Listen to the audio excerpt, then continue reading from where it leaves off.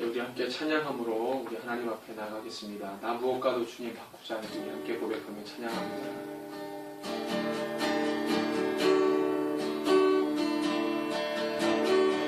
무엇과도 주님을 바꾸지 않으리. 다른 어떤 은혜 구하지 않으리.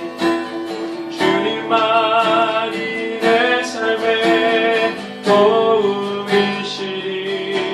주의 얼굴 보기 원합니다. 나 무엇과도 주님을 바꾸지 않으리. 다른 어떤 은혜 구하지 않으리. 주님만이 내 삶의 도움이시리. 주의 얼굴 보기 원합니다. 주님 사랑해요.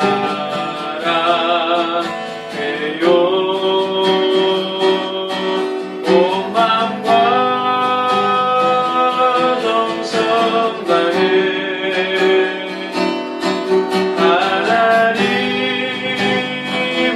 하나님의 시신과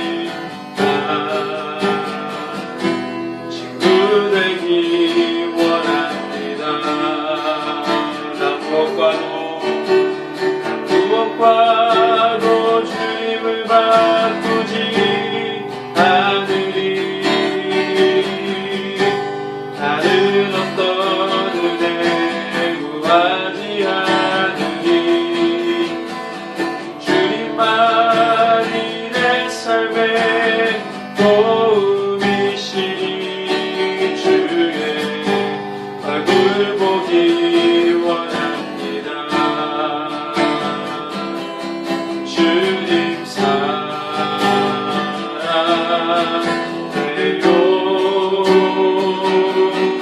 온 마음과 정성 다해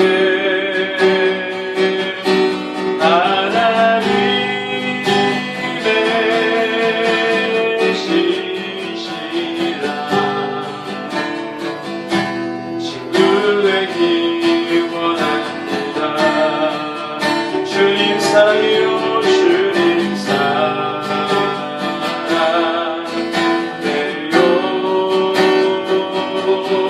온 마음과 정성 다해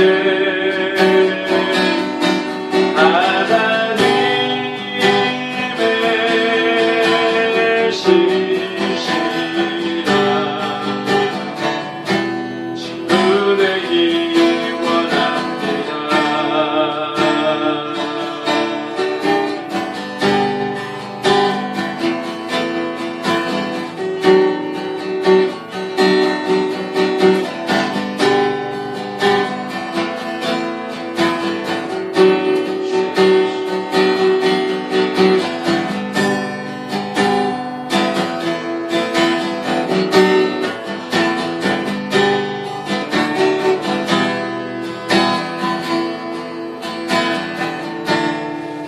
찬양합니다. 모든 상황 속에서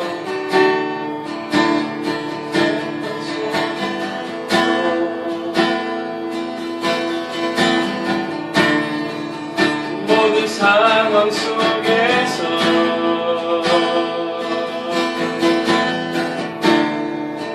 주를 찬양할지라.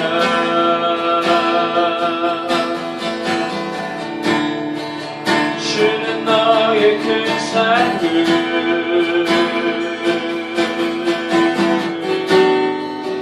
큰 도움이시라.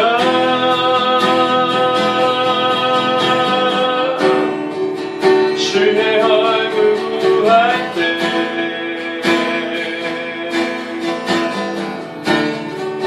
주의 영을 부으사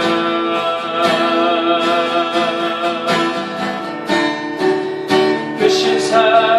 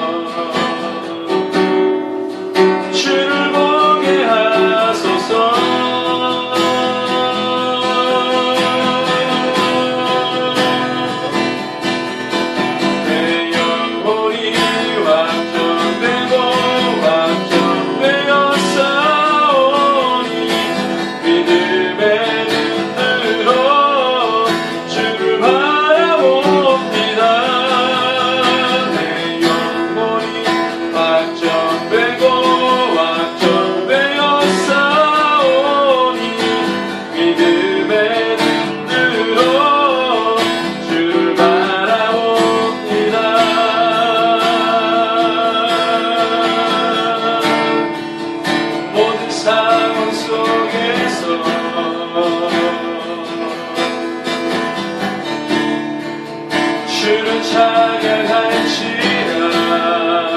주는 너의 큰 삶을, 주는 너의 큰 삶을 큰 도움이시라.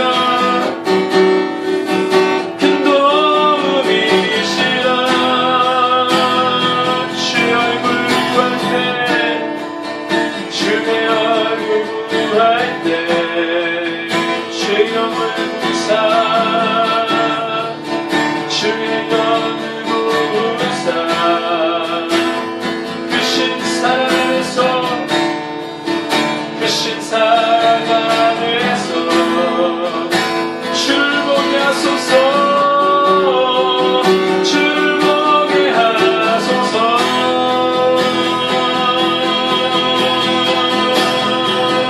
내 영혼이 확정되고 확정되어 싸우니 믿음의 눈으로 주를 바라봅니다.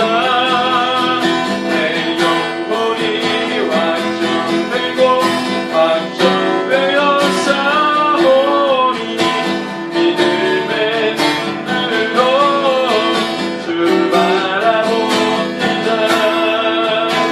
주를 바라볼 때, 주를 바라볼 때 주의 나라 힘이 임했네.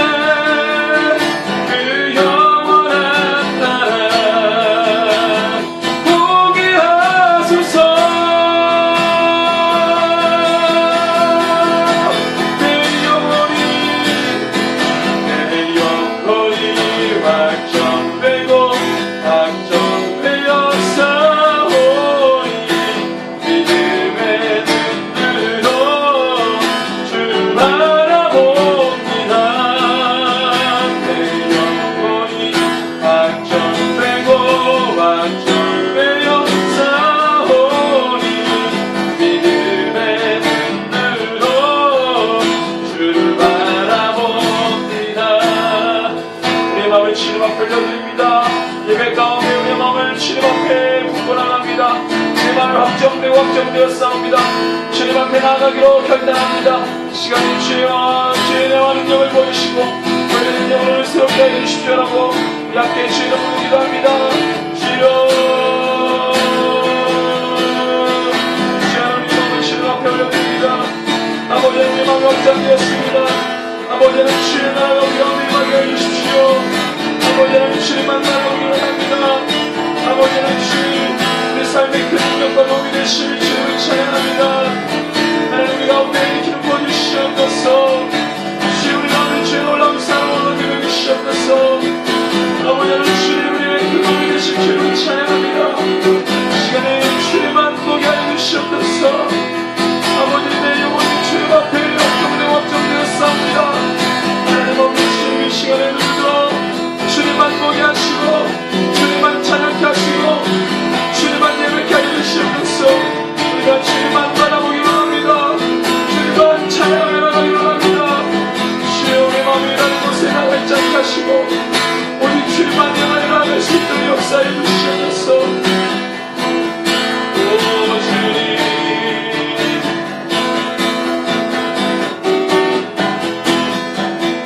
시간에 미국 가운데 복음 전하고 있는 우리 믿음의 사람들, 사역자들 올려주면 기도합시다. 오 주님 이곳 가운데 주의 영이 나타내시고 성령의 충만하심으로 은혜를 주시옵소서. 아버지 복음을 하나님 아버지 증거하고 말할 담대함을 주시고 우리 심령 마음이 주의 몸으로 돌아올 수 있도록 역사해 주시옵소서. 내 마음을 열리게 하시고 모든 하나님 주의 확장되게 하여 주시옵소서. 주님의 큰 능력과 도움이 내 가운데 구원시켜 주시길 막게 해주시옵소서. 주님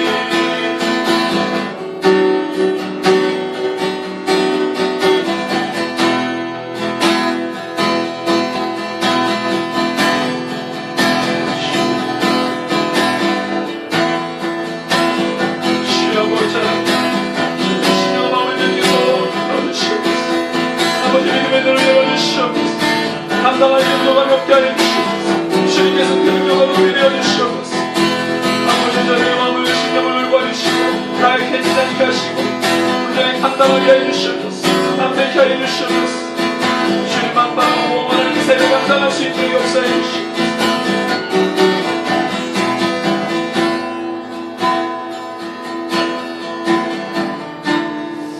살아계신 하나님 아버지 주님 감사합니다. 오늘도 주님 앞에 섰습니다. 우리의 마음을 주님 돌아보시고 오직 주님께로만 우리 신령한 마음을 올려드릴 수 있도록 역사해 주시옵소서. 주님만 찬양하고 주님만 높여드립니다. 예배 가운데 주인 되어주시고 좌정하셔서 주님의 놀라우신 성품과 뜻 가운데 우리가 나아갈 수 있도록 역사해 주시옵소서. 예배 시험을 주님 앞에 올려드리며 존귀하신 예수 그리스도의 이름으로 함께 기도합니다. 아멘.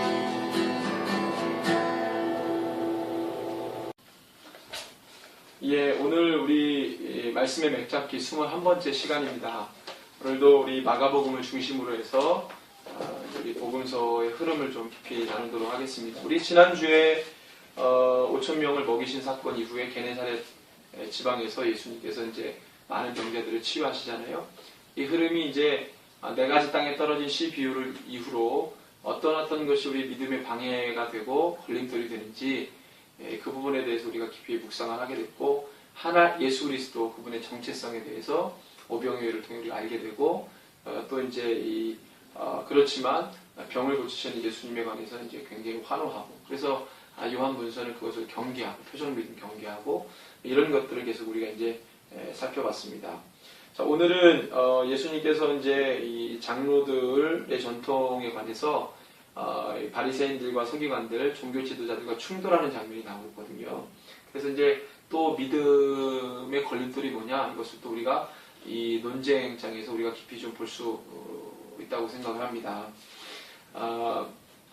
일단은 오늘 장로들의 어떤 이 전통, 이 부분이 구체적으로 어떤 건지, 정결 논쟁에 있어서 무엇이 이제 우리 문제인지를 좀 살펴보고자 합니다.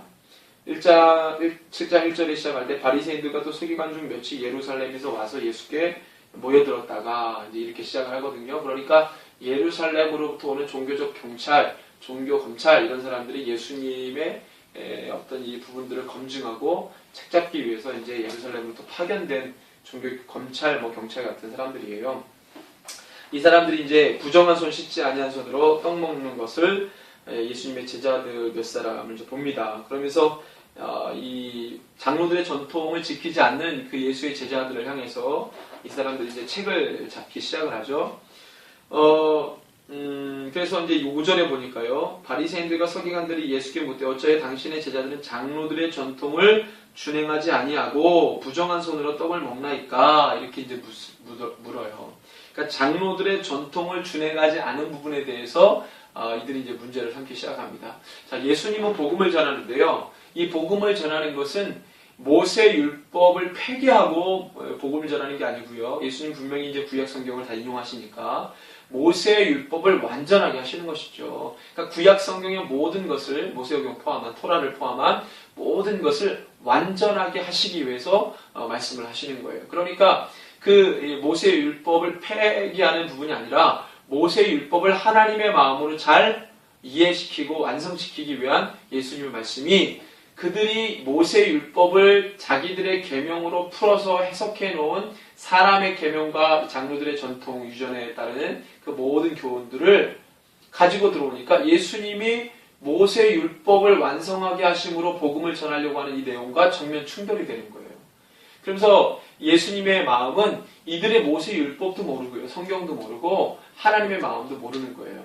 하나님도 알지 못하는 거예요. 성경도 모르고. 이 부분에 대해서 예수님께서 이제 말씀하시는데, 그렇게 이들이 물어봤을 때 예수님의 답변은 뭐냐면 6절에 이르시되 이사야가 너희 외식하는 자에 대하여 잘 예언하였도다. 이렇게 이제 시작하세요. 그러니까 예수님께서 구약 성경의 말씀을 인용하면서, 특별히 선지서 이사야의 말씀을 인용하면서 너희들이 외식하는 자다, 이미 이사야가 그것을 예언하였다라고 선언해버리세요. 예수님께서 그 말씀을 인용하시면서 말씀하시잖아요. 구약의 말씀을 인용하면서 이것이 너희들을 향해서 하는 말이야 라고 예수님께서 그렇게 적용하셔요. 잘 예언하였도다. 이 백성이 입술로는 나를 공경하되 마음은 내게서 멀리다. 이게 외식이거든요. 입술로는 주님을 공경한다고 말하지만 마음은 다른 거예요. 떠나버린 거예요.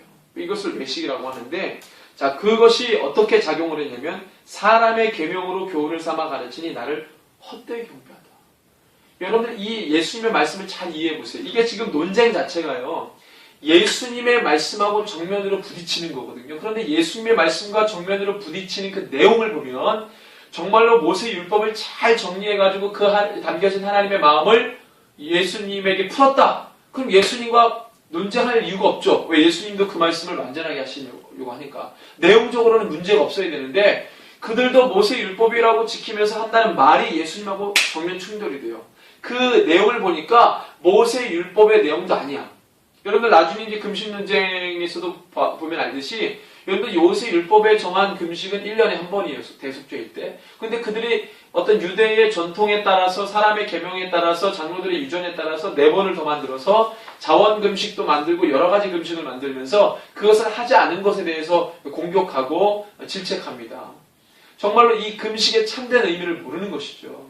그래서 예수님께서 그 부분에 대해서 접근하고 말씀합니다. 모세의 율법에 기록된 하나님의 말씀은 하나님의 이 말뿐만 아니라 하나님의 모든 마음과 정서를 다 가지고 너에게 전하였다. 그러니까 이 글만 글로써 딱딱딱 지키려고 하지 말고 그 글에 담겨진 아버지의 마음을 너희들이 이해할 수 있을 때 그것을 이제 예수님께서 완벽하게 이제 해석을 하시려고 하는 거죠. 그 진짜 의미가 뭔지. 그런데 이들은 그것은 전혀 관심이 없고 그냥 종교적 행위로만 지키려고 하는 거예요. 이게 있으니까 그걸 지키고 또 이거를 더 자기네들이 종교적으로 심취하기 위해서 많은 것들을 발전하고 사람의 교명을 갖다 붙이고 그러니까 본래의 모세 율법의 하나님의 마음과 정신이 다 훼손이 되는 거예요. 진리를 주목하지 못하게 만들었어요. 그것이 너무나도 안타까운데 일단은 예수님께서 사람의 계명으로 교훈을 삼아 가르치니 여러분들 하나님의 말씀은 하나님의 말씀대로 가르치는 거예요. 우리가 주님의 말씀 안으로 들어가는 거예요. 우리가 주님의 말씀을 갖다 놓고 이렇게 잣대를 재고 저렇게 잣대를 재고 분석하고 그러는 게 아니라 우리가 주님 안으로 들어가는 거예요. 우리가 주님 말씀 안에 들어가서 그 말씀 안에 기록된 것들을 우리가 어떻게 해요? 깨닫는 거예요. 우리가 말씀을 보고 발견하는 게 아니에요, 여러분들. 우리가 주님 안으로 들어가서 주님 말씀 안으로 들어가서 깨닫는 거거든요. 깨닫는 거예요. 이것이 중요한데 여러분들 2000년 전에 유대 종교 지도자들이 그랬던 것 같이 지금도 그렇게 하는 자들이 많습니다. 뭔가를 이 개념과 정의를 만들어 놓고 말씀을 거기다 꽤 맞추는 거예요. 말씀을 바라보고 이렇게 발견하는 자들이 많습니다. 발견이 아니에요. 깨닫는 것입니다. 그리고 여러 가지 많은 세상의 잡다한 사상과 이론들이 다 결합이 돼가지고 마치 사람의 계명을 가지고 주님의 말씀을 해석해내는 일들이 너무나도 많아요. 여러분들 이 말씀은 성령의 영감에 의해서 기록됐다고 하지만 사람들이 대부분 이것을 상징적으로 해석하려고 하는 사람들이 많습니다. 여러분들 성경은 성경이 풀이해줘요. 알지 못하는 거 성경이 다 알려주고 풀이해줍니다. 어디 성경에 비유를 말씀해놓고 비유 풀이 안 해준 데가 어디 있어요? 성경은 성경이 해석한다니까요. 성경에서 말하는 사람으로 비유를 풀라고 말씀하지 않으셨어요. 보여지는 환상도 그 환상의 참된 의미를 다 성경이 가르쳐주고 있어요. 우리 보고 환상 풀라고 하지 않았습니다. 우리에게 하나님께서 계시를 말씀해 주시고 계시를 우리의 생각대로 풀라고 말씀하지 않으셨어요. 성경의 계시를 보여주시고 다 성경에 풀어줍니다. 성경에서 환상을 보여주시고 환상의 의미도 다 풀어줘요. 비유를 말씀하시고 비유도 다 풀어줘요. 사람이 푸는 게 아닙니다. 성경은 성경이 해석하는 거예요.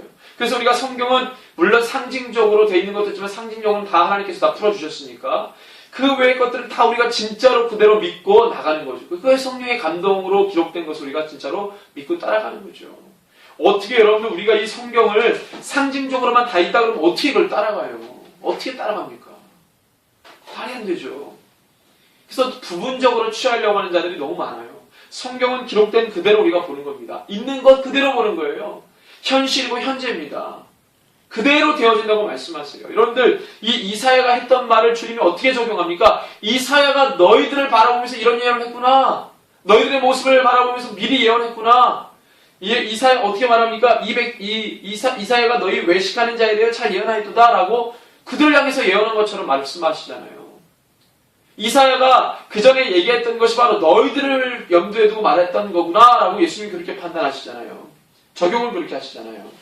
그들이 누구였습니까? 사람의 계명으로 교훈을 삼아 가르치는 자. 그것이 바로 주님을 헛되이 경배하는 것이다 라고 했어요. 가르치는 것도 여러분 가르치는 것도 진리로 가르쳐야 하나님 경배하는 거예요.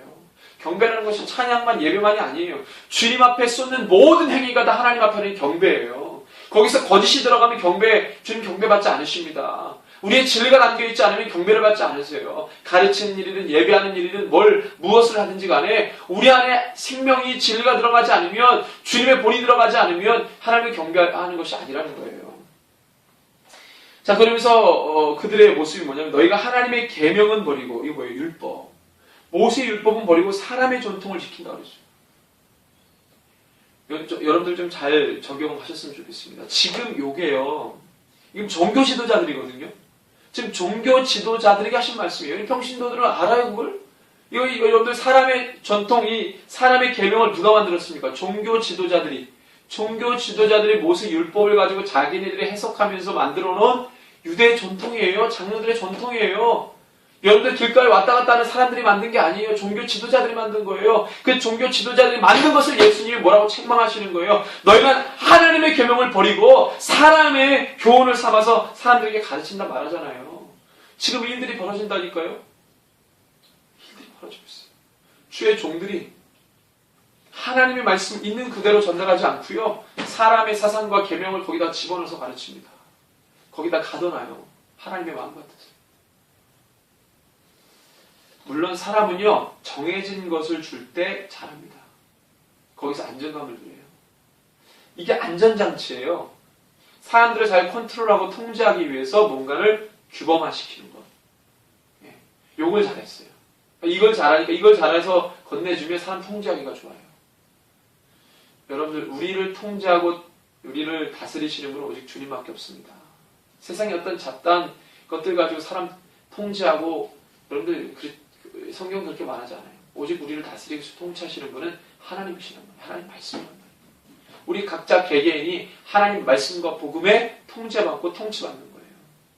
사람이 만들어놓은 계명 가지고, 그래서 얼마나 통제를 잘했습니까? 종교 지도자들이 그 백성들을 통제를 잘하잖아요. 그거 하나 딱 가져다 놓고, 유대 이 장로들의 전통을 딱 가져다 놓고 얼마나 통제를 잘해요. 사람들은 그 통제 속에서 몸부림치잖아요.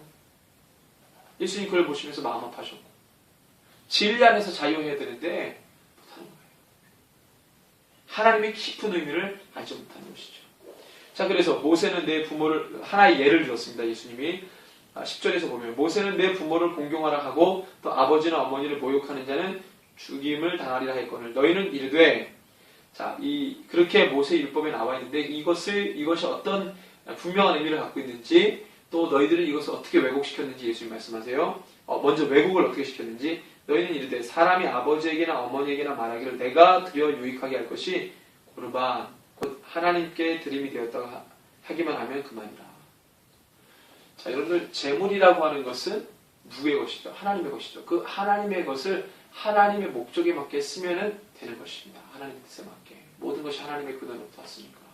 우리의 뜻대로 쓰는 게 아니에요. 하나님이 원하신 대로, 기뻐하신 대로 쓰는 거예요. 근데 죄가 많은 이스라엘 백성들을 이 율법이라고 하는 법 아래 통제를 하셨어야만 했어요. 왜냐하면 하나님의 백성이 되기 위한 최초의 이 법이 필요했기 때문에. 그래서 그 법을 가지고 하나님께서 말씀을 하셨다는 것이죠. 그때 이 법은 뭐예요? 내 부모를 공경하라 하고 또 아버지나 어머니를 모욕하는 자는 죽임을 당하리라. 요건데, 고르반이라는 것이 나왔어요. 고르반은 구약 율법에 없어요. 율법에 없는데 이거는 장로들의 전통이에요. 고르반을 만들어냈어요. 너희는 이르되 사람이 아버지에게나 어머니에게나 마게를 내가 드려 유익할 것이 고르반 곧 하나님께 드림이 되었다고 하기는 그만이다. 부모에게 공경하는 것이 가장 중요한데 그걸 하지 못하고 먼저 이건 하나님께 드린 거예요. 그리고 딱 집에 고르반! 그럼 이거는 못하는 거예요. 부모는 공경 못하면서. 이거는 하나님의 정신이 아니죠. 고르반, 여기 모세 율법에 고르반 나와요? 여러분들, 이거 하나님의 정신하고 정반대되는 거예요. 여러분들, 이런 부분들이 교회 안에 얼마나 많은지 몰라요. 여러분들, 이 신학, 이 하나님의 말씀은 신학이라고 하는 틀 속에, 물론 신학이 필요합니다. 왜?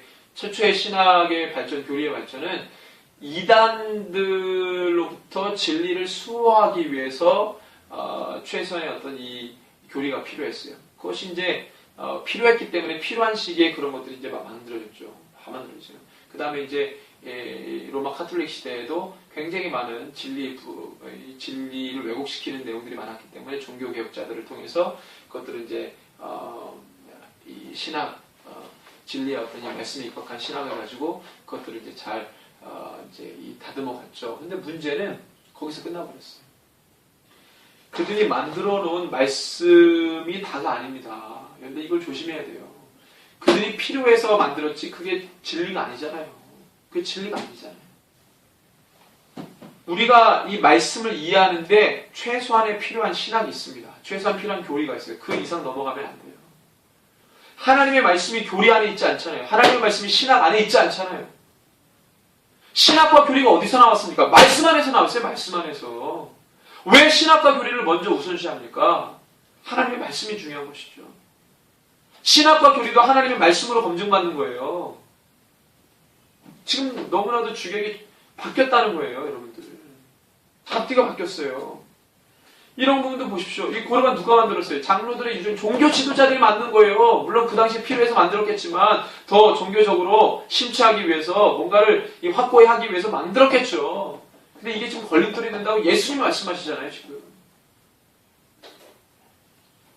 사람들이 만든 것 중에 온전히 선한 것이 어디 있습니까? 늘 주님 말씀으로 조명을 받아야지. 근데 딱 그렇게 픽스해놓고 여기서 떠나가면 이단 잃어버리는 거예요. 그게 이단을 판별하는 기준이 되어버렸어요. 말씀이 아니라 그것 자체로 교리와 신학이.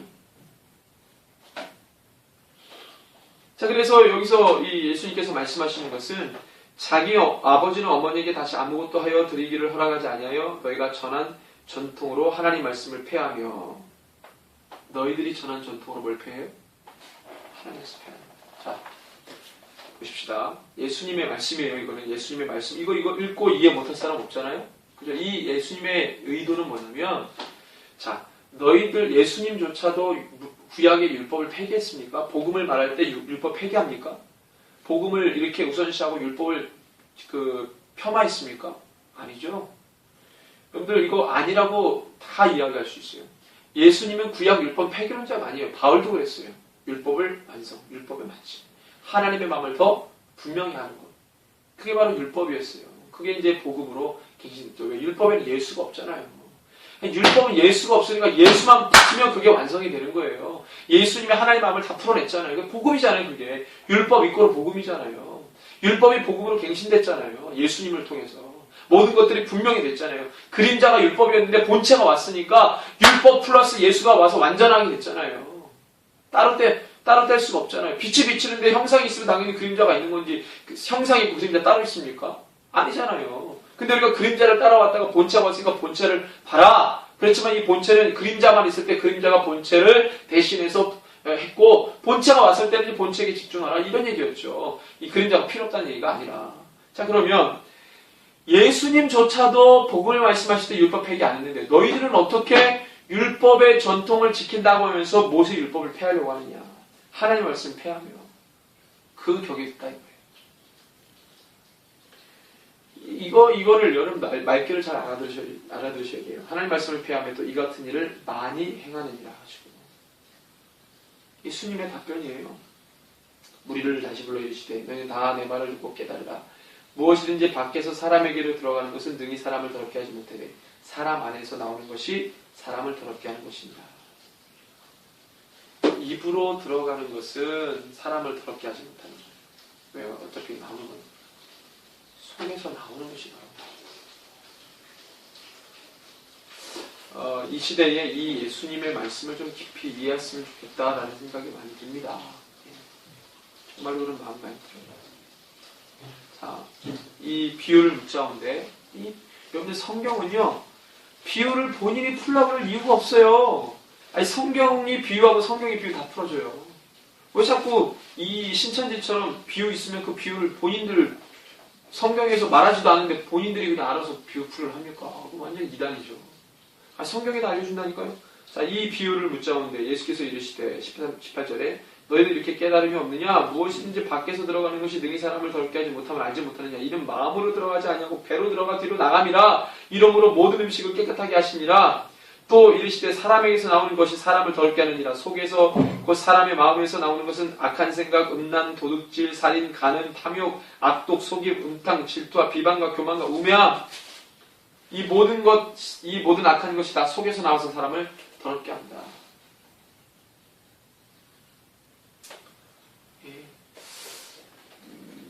정말 우리를 더럽게 하는 것이 무엇인지, 믿음에 이르지 못하게 하는 것이 무엇인지, 이것을 우리가 예수님의 이 논쟁을 통해서 우리가 좀 깊이 보는 것이 참 좋겠다라는 생각이 듭니다. 하나님의 말씀이 기준이에요. 하나님 말씀이 절대적 기준입니다. 자, 그리고 난 다음에 이 수로보닉의 여자의 믿음이 나오는데요. 자, 마태복음 7장 1절에서 23절의 어떤 사건 이후에 예수님은 유대를 떠난 이방인의 지역에서 이제 사역을 하시거든요. 수로보닉의 여인이니까.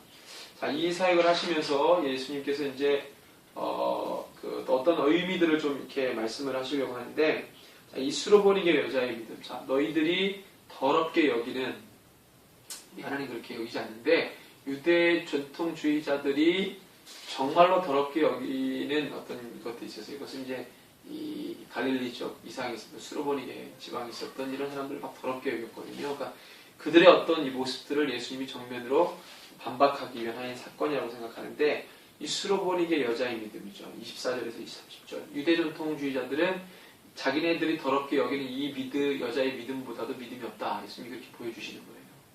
자, 보시면 24절에서 30절이죠. 예수께서 일어나서 거기를 떠나 두로 지방으로 가시다. 두로와 시단 아시죠? 두로 지방으로 가서 한 집에 들어가 아무도 모르게 하시려 하나 숨길 수 없죠. 이에 더러운 귀신 들린 어린 딸을 둔 여자가 예수의 소문 듣고 곧와서 그 발 아래 엎드리니 그 여자는 헬라인이요 수로보닉의 족속이라. 자기 딸에게서 귀신 쫓아내 주시기를 간구하거늘 예수께서 이르시되 자녀로 먼저 배불리 먹게 할지니 자녀의 떡을 취하여 개들에게 던짐이 마땅치 아니하니라. 여자가 대답하여 이르시되 주여 올소이다마는 상아리 개들도 어린 아이들이 먹던 부스러기를 먹나이다. 예수께서 이르시되 이 말을 하였으니 돌아가라. 귀신이 내 딸에게서 나갔느니라. 여자가 집에 들어가 본즉 아이가 침생에 놓고 귀신이 나왔느니라. 여러분들 보십시오. 예수님께서 유대적 성향을 가지고 유대인들이 말할 수 있는 이야기를 했어요. 이방인들이 괴치고 했잖아요. 유대인들이 생각했어요. 자, 그럼 정말로 예수님이 이 여자를 개취급했을까요? 정말로 예수님이 이 여자를 개취급했으면 이 두로 지방에 안 가죠. 두로와 시돈 지방에 안 가시죠. 정말로 그 생각 가지고 하셨으면. 여기에 가셨다는 것은 특별한 목적과 특별한 사역 때문에 가신 거예요. 자, 그래서 이 진짜 하신 말씀이 아니라 이 여자의 믿음을 보시기 위해 이렇게 말씀하셨어요. 그런데 이 여자가 그 믿음으로 반응하죠. 예수께서 이르시되 29절에 이 말을 하였으니 돌아가라. 귀신이 내 딸에게서 나왔다. 그러니까 이 믿음에 이르지 못하게 하는 여러 가지 이 걸림돌 중에 하나는 이런 어떤 이 부분들이라는 거죠. 근데 이 여자는 이것을 극복했어요. 예수님을 만나는데, 예수님을 믿는데, 예수님의 사역을 믿는데, 예수님의 사역을 믿잖아요. 예수님의 사역을 믿는데, 너희들이 나의 말을 믿지 못하면 내가 하는 일을 믿어라 라고까지 얘기하셨어요. 그러니까 예수님의 사역을 믿는 건데, 예수님의 사역을 믿는 데 있어서 걸림돌이 되는 것이 바로 이제 내 신분인데, 출신인데, 유대인이고 나는 이방인이고, 근데 예수님이 유대인이었기 때문에 이방인이 유대인과 대화하는 것조차도 이제 안 됐거든요. 근데 여인이 그것을 뚫어내며 돌파하면서 예수님이 하신 일에 대한 믿음의 신뢰를 가지고 나아갑니다. 그러니까 예수님 이 말을 보고 낫게 하시는 거죠. 이게 믿음의 역사예요. 뭔가 걸림돌이 있으면 뚫고 나가는 거예요. 이게 믿음이에요. 장애물이 있으면 뚫고 나가는 게 믿음이라고요. 우리 안에 우리를 연약하게 만드는, 믿음에 이르지 못하게 하는 연약함이 있어요. 이걸 뚫고 나가는 게 믿음이라고요. 그 다음에 31절에 37절에 보면은 귀 먹고 말 더듬는 사람을 고치는, 여기는 이제 귀 먹고 말 더듬는 사람, 여기는 귀신 들린 사람. 더 심화되는데, 예수께서 다시 두로 지방에서 나와 시돈을 지나고 데가볼리 지방을 통과하여 갈릴리 호수에 이르시며 위에 계셨다가 밑으로 내려오셔서 갈릴리 지방. 사람들이 귀 먹고 말 더듬는 자를 데리고 예수께 나와 안수해 주시길 간구하거나 예수께서 그 사람을 따로 데리고 무리를 떠나서 손가락을 그의 양 귀에 놓고 침을 뱉어 그의 혀에 손을 내시며 하늘을 우러러 탄식하시며 그에게 이르시되 에바다 하시니 이는 열리라. 그의 귀가 열리고 혀가 맺힌 것이고 풀려 말이 분명하여졌더라. 예수께서 그들에게 경고해서 아무에게도 들리지 말라 하시되 경고하실수록 그들이 더욱 널리 전파하니 사람들이 심히 놀라지되 그가 모든 것을 잘하였도다. 못 듣는 사람도 듣게 하고 말 못하는 사람도 말하게 한다. 귀 먹고 말 더듬는 사람이 누굽니까? 종교 지도자들. 그들이 천하게 여겼던 그도 이런 어떤 이 역사를 경험합니다. 사실 귀신 들리고 귀 먹고 말 듣는 사람을 누구를 말하고 싶은 거냐면 유대 종교주의자. 그들의 모습이에요. 근데 그들이 천히 여기는 자들이 오히려 그들의 믿음보다 더한 믿음으로 고침을 받잖아요. 그리고 은혜를 경험하잖아요. 그리고 그들보다 나은 자들이 되잖아요. 그렇죠? 무엇이 우리의 믿음의 걸림돌이 되는가? 자기 것이 옳다고 주장하고 교만한 자들. 하나님 앞에 못 나와요. 뭔가 부족함이. 그래서 고난이 유익인 거예요. 바울이 그런 흠이 있는 게 유익이라. 바울이 이 병을 없애주기 위해서 주님께 두세 번 기도했지만 내 은혜가 내게 족하도다 이렇게 말씀하셨어요. 그것 때문에 교만하지 않고 참하자. 그 연약함 때문에. 이게 굉장히 영적인 법칙입니다. 자, 그리고 난 다음에 8장에 보면은 이 칠병이어가 나오죠. 4,000명을 먹이시는 사건이 나오는데요. 이 칠병이어의 사건. 예, 이 칠병이어의 사건 같은 경우는요. 예, 또 이제 이 어떤 다른 부분으로 이제 전환이 되는 부분인데요. 자, 4,000명을 먹이시는 것도 이제 예수님께서 이제 그런 어떤 이 예수님의 어떤 모습들, 정체성에 관한 부분들, 예수님이 어떤 사역을 하는지에 대해서 다시 한번 밝혀주는 부분이 될 수 있을 것 같고요. 그 다음에 이제 또 그 부분이 자꾸 표적에 관련된 부분들이 이제 이렇게 하나님의 일을 표적으로 이제 받으려고 하는 유대 종교주의자들의 습성이 있거든요. 하나님의 일하심을 그냥 단순한 표적으로 받으려고 하는 유대인들의 정서가 있어요. 이것을 또 경계하죠. 그러니까 계속적으로 믿음의 걸림돌이 무엇인가에 대해서 계속 깊이 파고들게 만드는 것들입니다. 그래서 이런 부분들이 계속 이제 문제가 됐던 건데, 자, 그래서 이 칠병이어 끝으로 11절에서 13절에 보니까 바리새인들이 나와서 예수를 힐난하며 그를 시험하여 하늘로부터 오는 표적을 구하거늘 예수께서 마음속으로 깊이 탄식하시며 어째 이 세대가 표적을 구하느냐 내가 진실로 이르노니 이 세대에 표적을 주지 아니하리라 하시고 그들을 떠나 다시베 올라 건너편으로 가시니라.